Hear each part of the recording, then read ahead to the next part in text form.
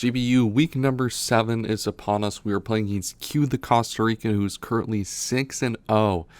Very difficult matchup. If I win this game, I have a chance for a final week play-in for the playoffs.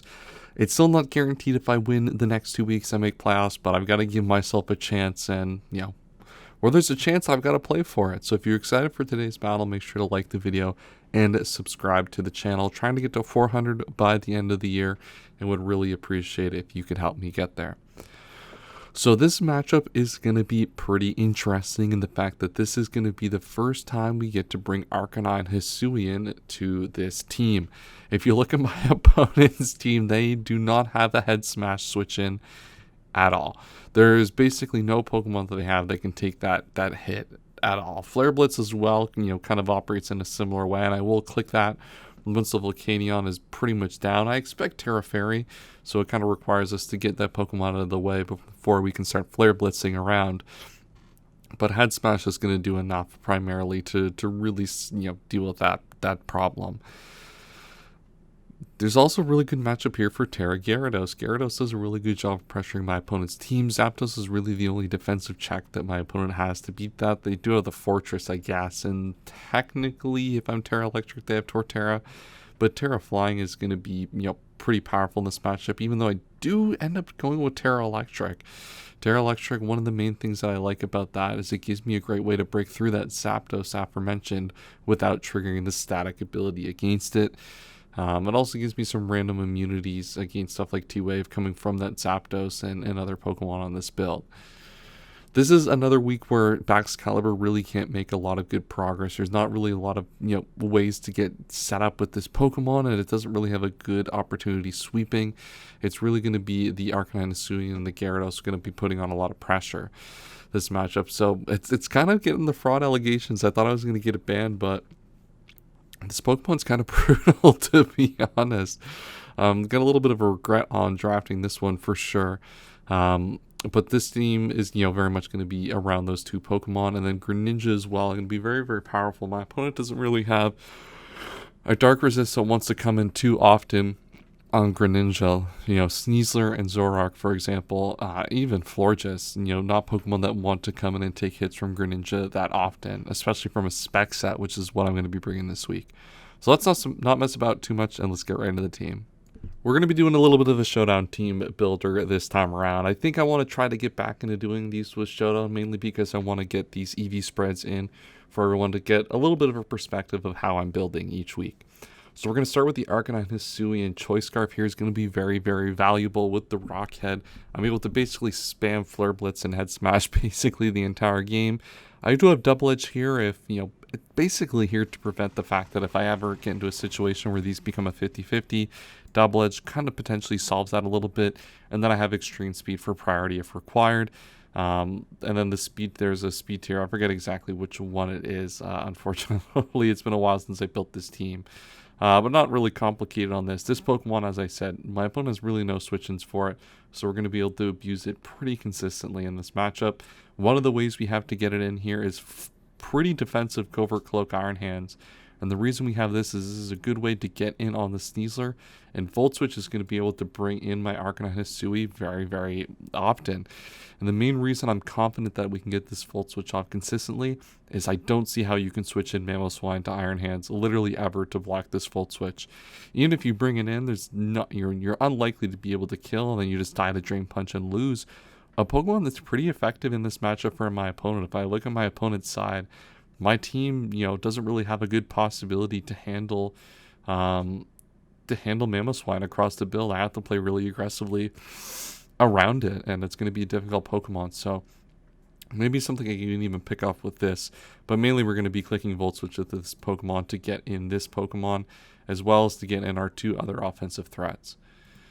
Rest, Slowly Talk, Earthquake, Throat Chop. This is a pretty standard answer to the Spectrier, or Spectrier, or whatever you want to call it. My friend, my French Canadian is coming out, even though I'm not French Canadian.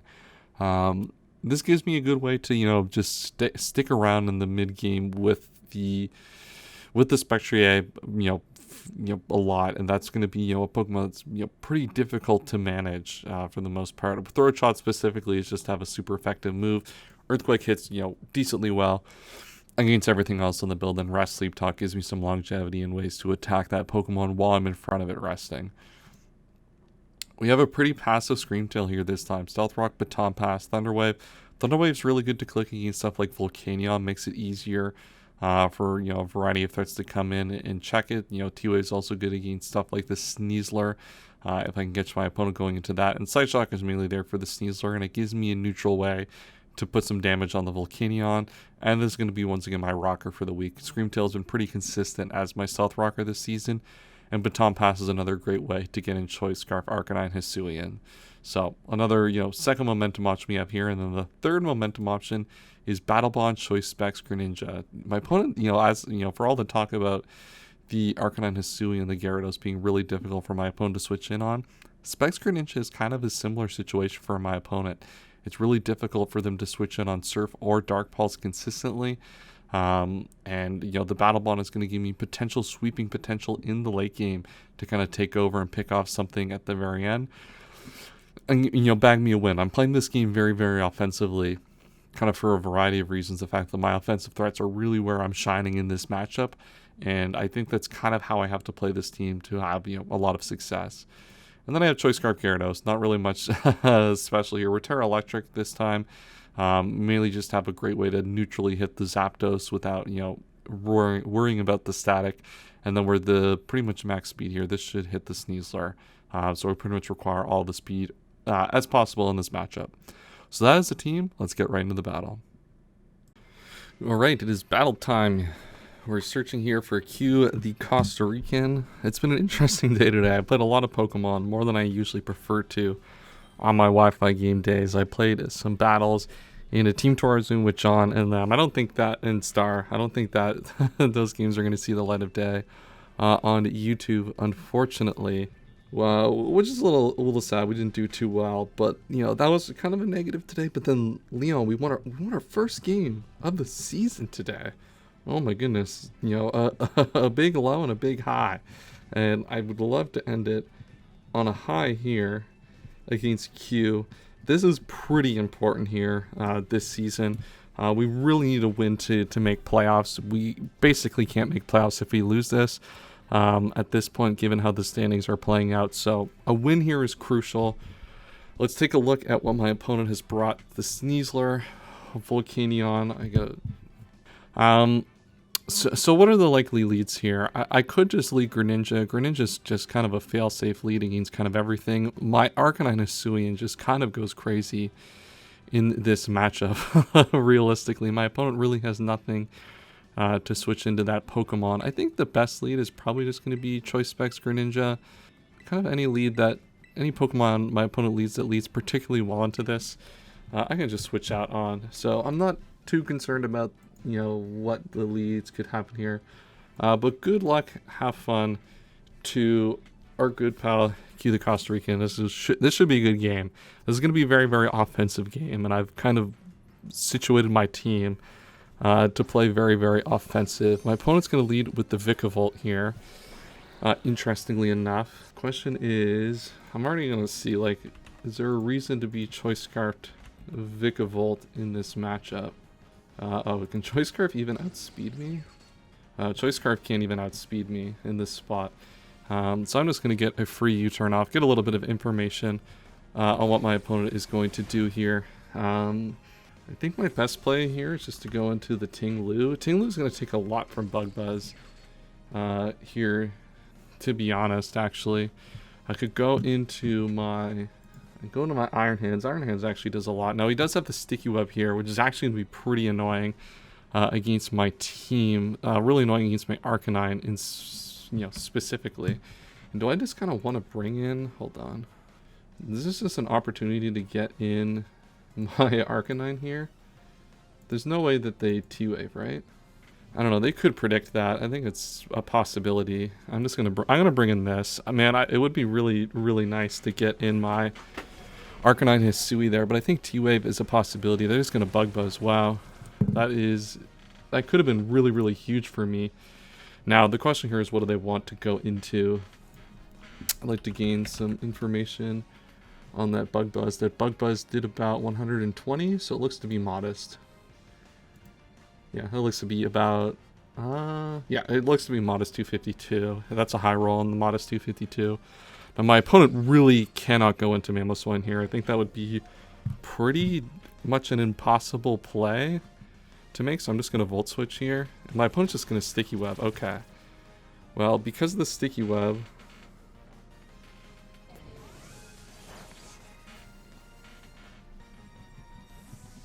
Arcanine'S can come in and get a kill here. It can get a kill at -1 speed. It's going to be outspeeding this Vikavolt, certainly. So we're just going to be able to bring this Pokemon in and start clicking some buttons here. This Head Smash is going to do a lot of damage. So my opponent certainly can't live my opponent can't live either hit here. So the question is what do they think I'm going to go for here? Both Head Smash and and Flare Blitz are super free. They could use this as an opportunity to get in Volcanion. It takes a lot. It doesn't take a lot from Double Edge. So I kind of want to prevent. I think I want to prevent Volcanion from coming in here and just Head Smash. Let's just click an absolute button and that's going to die. Goodbye to Vikavolt as Arcanine picks up the first kill. Arcanine picks up the first kill of the game here. Sorry for the chair being squeaky. I gotta get a new one. But that is a discussion for another day. Question is, what does my opponent want to go into here? The Vikavolt being gone is just one, this kind of, one less Pokemon, one less threat to switch into primarily. That could be difficult. Sneasler could come out here. Tiny Chill. That's a funny name. Oh, Mamoswine. That is a Pokemon I do typically have a difficult time actually switching into in this matchup. I don't really have a lot of great ways to come into this Pokemon. I kind of have to path. It's pretty problematic actually. The thing is, like, I can bring a Greninja afterwards and deal with it. Obviously, I think Earthquake is probably the play here that my opponent's looking to make. I could get really aggressive and go Gyarados here.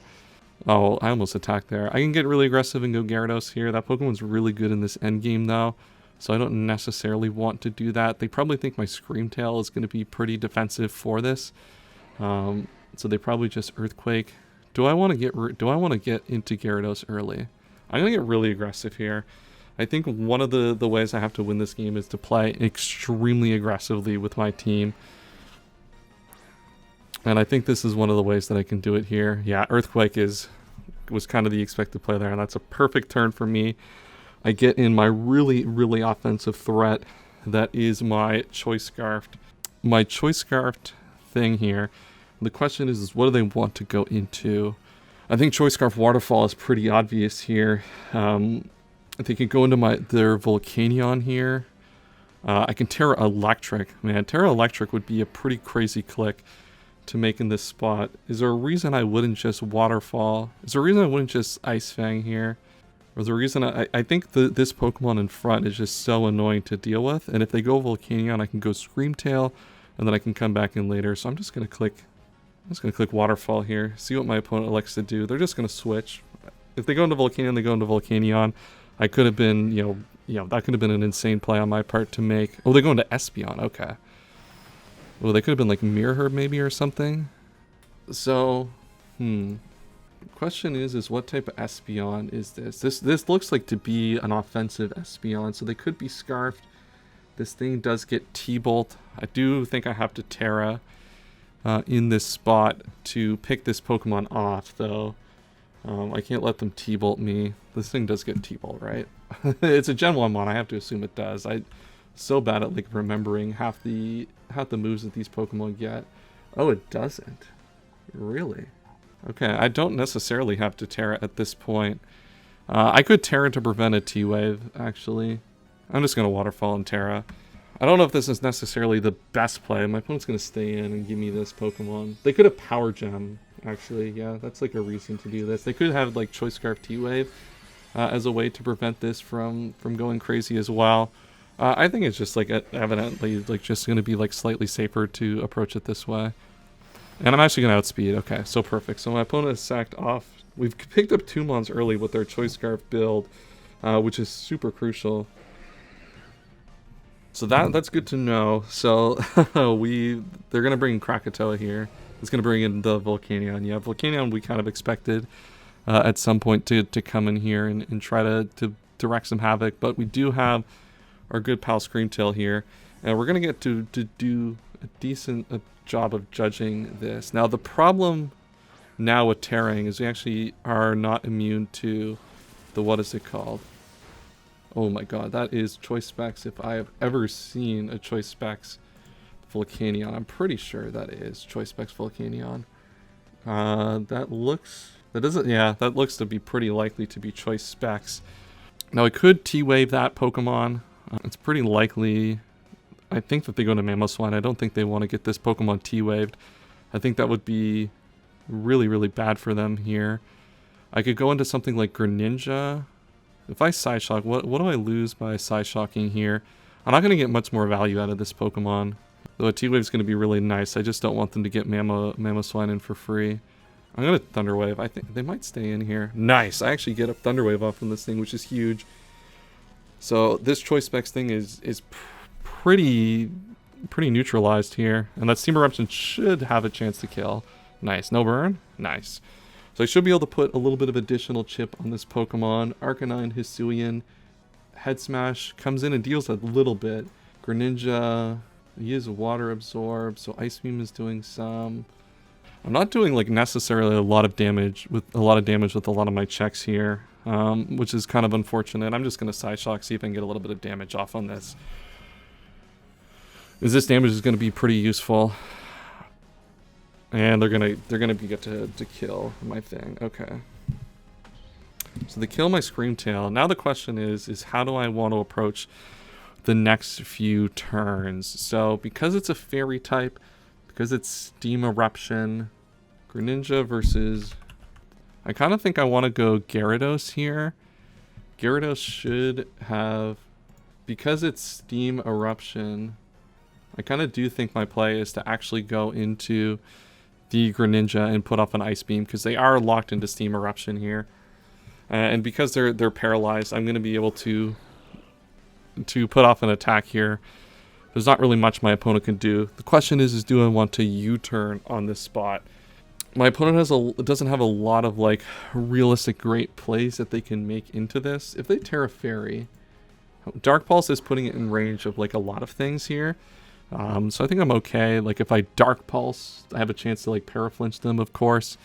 I do have like this as a potential Battle Bonder later in the game. The Steam Eruption is certainly not killing here.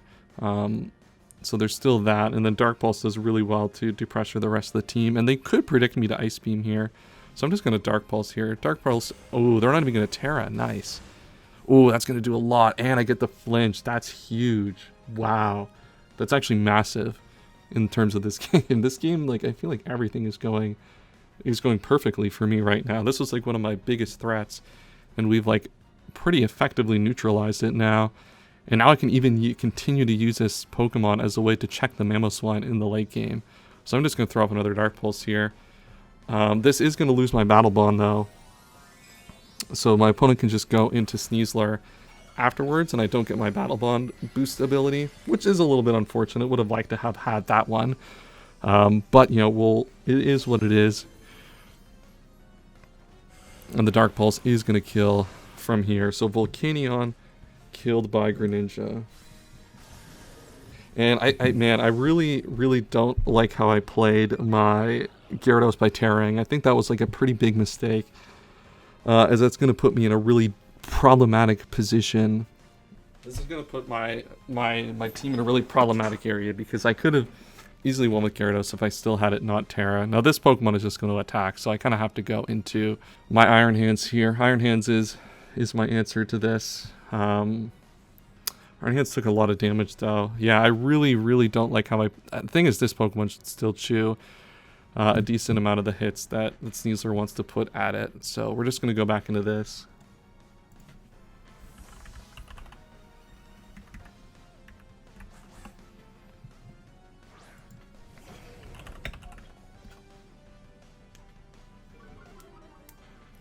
So we'll see.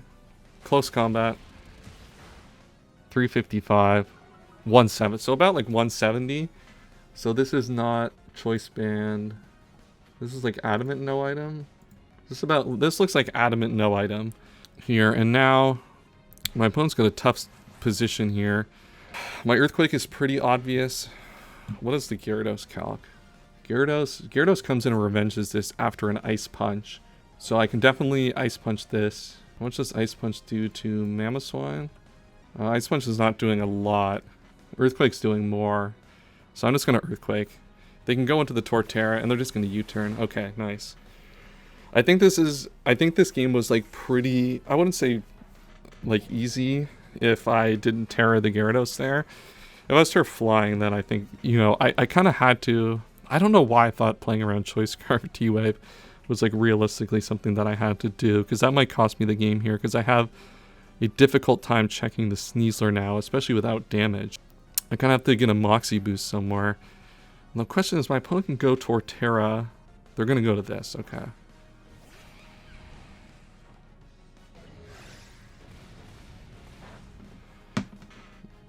So they could be Shell Smash here. That's all you know, that's always a possibility. This Pokemon also does like a decent job at dealing a little bit of chip that I might need in the mid game. I think I have to Ice Punch what's in front of me here.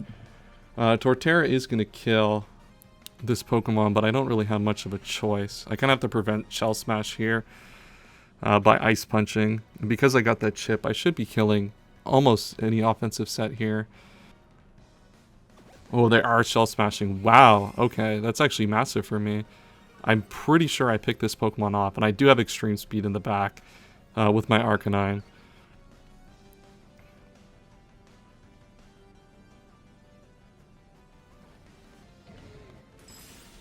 Oh my god, that actually worked out perfectly.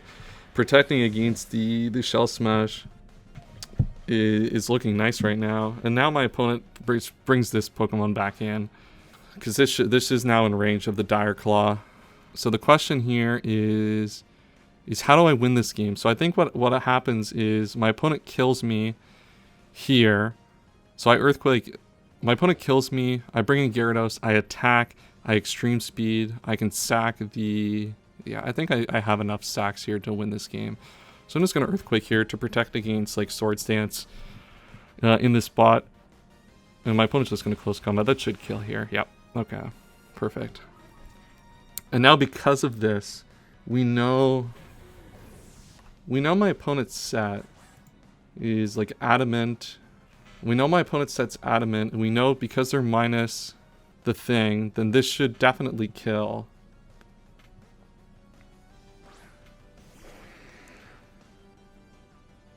And if this kills, I have enough sacks to win the game, I'm pretty sure. There's, you know, a pretty low chance that this kills, and my opponent's thing is at -1, and even if this doesn't kill, then I have enough sacks, I think, to still win the game. So I'm just going to click Waterfall here.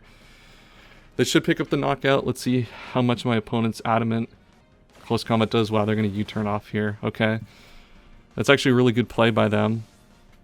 I'm going to kill the Mamoswine here, but they're going to be able to kill...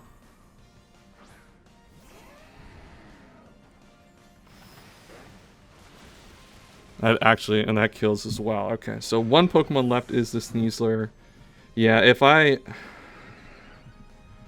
this is pretty unfortunate, because if I had the... And this is adamant. I mean, this is going to kill. Question is how much is Arcanine doing? With extreme speed at -1, it's doing like 70. And then Tinglu's living and Earthquaking, so I guess that's what we're doing after this. Is just going to Tinglu and clicking Earthquake. So I think we still managed to pull out a victory here. Let's see. This should kill. Nice. Okay. That was what we expected. But we do just come out here into our Tinglu, and Tinglu should be able to pick up the victory with the Earthquake against this Sneasler. What an insane fast-paced game. Like, this was... I made like a few key aggressive plays that, you know, really worked out. And if they don't crit me, then I win the game. So... Actually, even if they crit me, they have to crit me with the thing. What's it called? They have to crit me with the thing. So, it's still not enough. So, I'm just going to Earthquake here. This should be enough. They're going to Dire Claw to go for the hacks. That's fair enough. That makes sense. Nice. And they don't get the hacks. And we get a big 3-0 win against Q the Costa Rican. I think he was undefeated coming into this week. So that is a huge statement victory for us with a chance to make playoffs. We made a lot of really good aggressive plays in this battle, and they certainly paid off with the type of team I brought. I knew this is kind of the way I had to win this matchup. If I didn't tear the Gyarados there, I think I certainly won the game. So a little bit of a misplay on that, but we had all the tools we needed in the end to play around our super aggressive team. That is going to be the end of the video. Next week we play against Brody, I think, and his Carolina Slitherwings, I think is what it's called. Big matchup there. If I win that, I have a chance at playoffs. It's all possible. All to play for in the next week. I'll see you then, and as always, have a wonderful day.